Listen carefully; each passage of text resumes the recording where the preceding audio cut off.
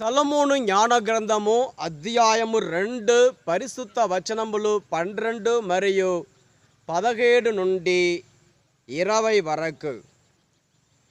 నీతిమంతుడైన నరుని పీడను వదిలించుకొందము, ఉచ్చులు పన్ని అతనిని కూలద్రోయుదము.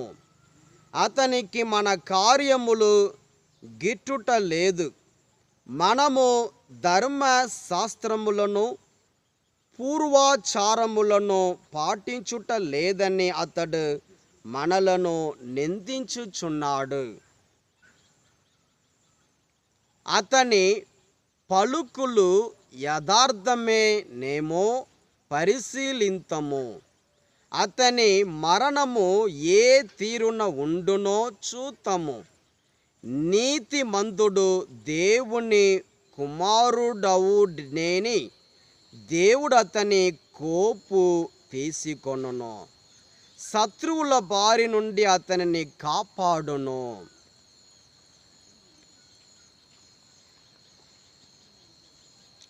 కనుక అతనిని క్రూరముగా అవమానించి హింసించి పరీక్షకు గురి చేయుదము. అతని శాంత భావమే పాటిదో, సహన భావం ఎంత గొప్పదో పరీక్షించి చూద్దాము. అతనిని నీచమైన చావునకు గురి చేయుదము.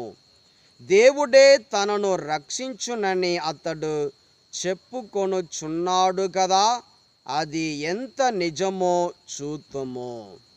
ఇది ప్రభువు వాక్కు. సర్వేశ్వరునికి వందనములు.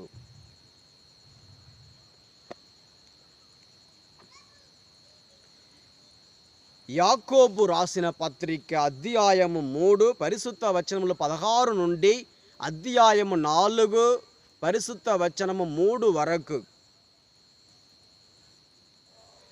ఏలయన అసూయ స్వార్థ పరత్వములు ఎచ్చట నుండునో అచ్చట అలజడియు సర్వ విధములగు నీచ కార్యములను ఉండును.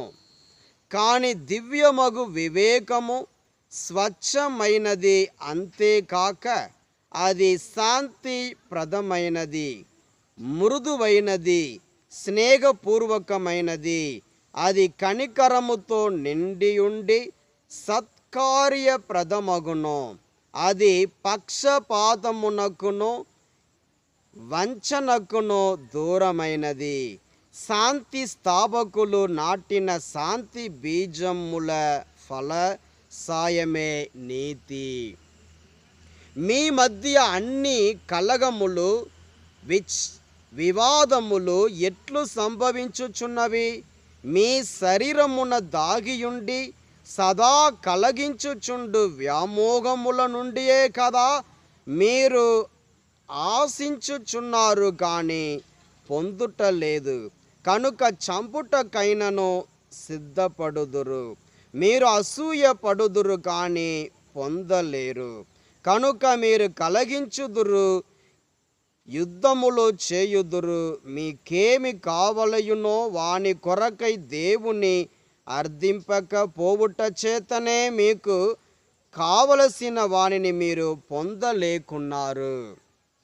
మీవి దురుద్దేశములగుట చేతనే మీరు అర్థించినవి మీకు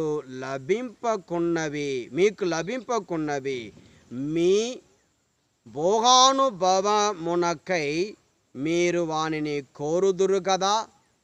ఇది ప్రభువు వాక్కు. సర్వేశ్వరునికి వందనములు. మార్కు సువార్త అధ్యాయము 9 పరిశుద్ధ వచనములు 30 నుండి 37 వరకు. వారు ఆ స్థలమును వీడి గలిలయ ప్రాంతమునకు వెళ్ళిరి. తాను ఎచ్చటనున్నది ఎవరికిని తెలియకూడదని ఆయన కోరిక. ఏలయన మనుష్య కుమారుడు శత్రువుల చేతికి అప్పగింపబడును. వారు ఆయనను చంపుదురు, కానీ మరణించిన 3వ దినమున ఆయన పునరుత్థానుడగును. అని యేసు తన శిష్యులకు బోధించుచుండెను. శిష్యులు దీనిని గ్రహింపలేకపోయిరి, అయినను ఆయనను అడుగుటకు భయపడిరి.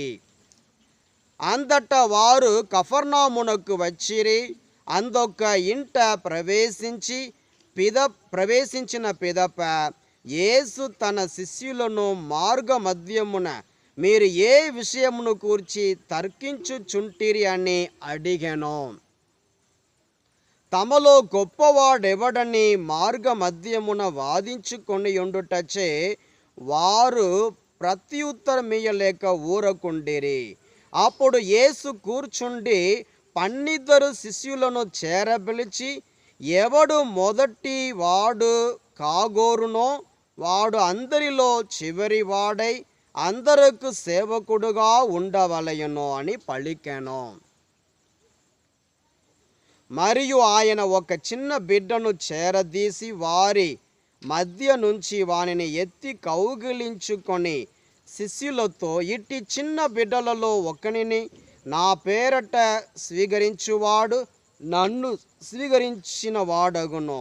నన్ను స్వీకరించిన వాడు నన్ను కాదు, నన్ను పంపిన వారిని స్వీకరించుచున్నాడు అనెను. ఇది క్రీస్తు సువిశేషము. క్రీస్తువా మీకు స్తుతి కలుగును గాక.